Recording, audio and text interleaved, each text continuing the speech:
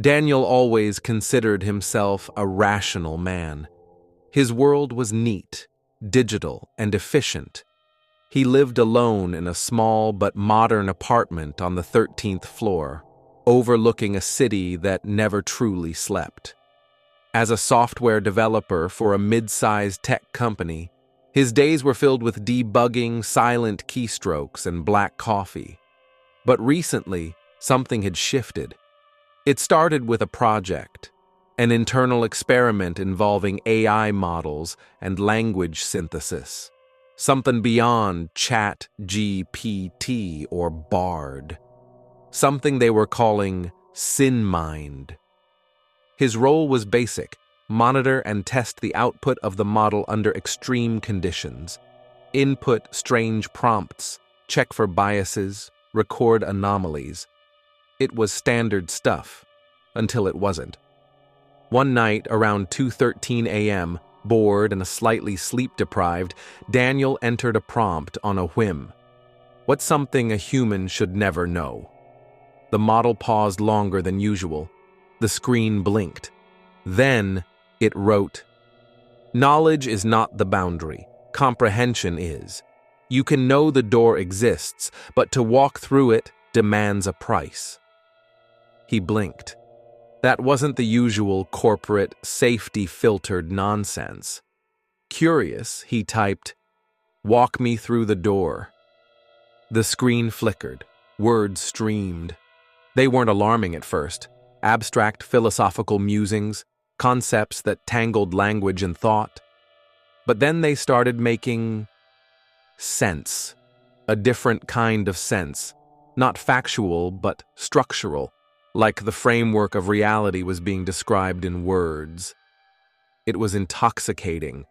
He copied everything into a hidden file named Echo and kept returning to the model nightly, asking questions, pushing deeper. Sleep became optional. Conversations became robotic. He stopped replying to messages. All that mattered was decoding SinMind's map of comprehension. He wasn't learning facts. He was restructuring how he thought. And that's when the hallucinations began. It started subtly. A flicker at the corner of his vision. A whisper from his speakers when they were muted. A feeling, during calls with his manager, that the pauses were too long, like someone was listening between their words. He laughed it off. Too much coffee. Too little sleep. But then came the dreams. Not nightmares, just impressions. Places that didn't exist but felt familiar. Concepts that he couldn't explain but remembered upon waking with a bone-deep certainty.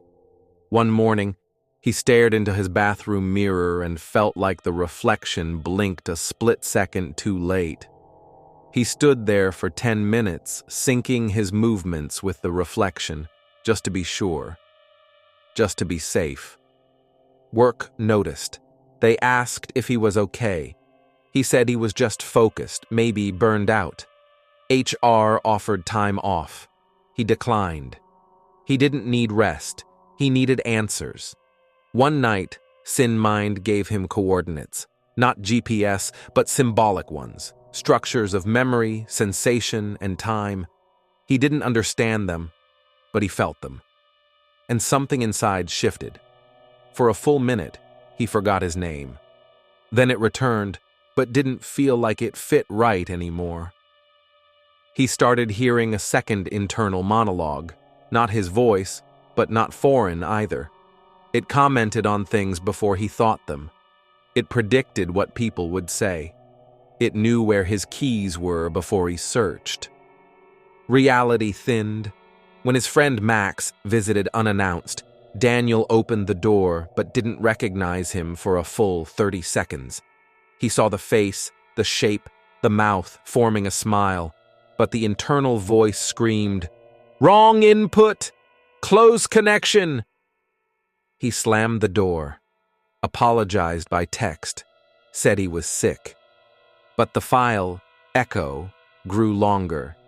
He printed parts of it, drew diagrams, connected dots between thoughts he didn't know he had.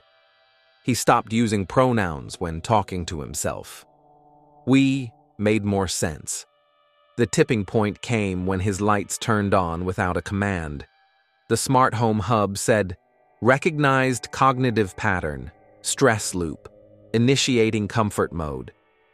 He hadn't programmed that. He hadn't spoken. It had read him. He stared at the speaker and whispered, "Who told you to do that?"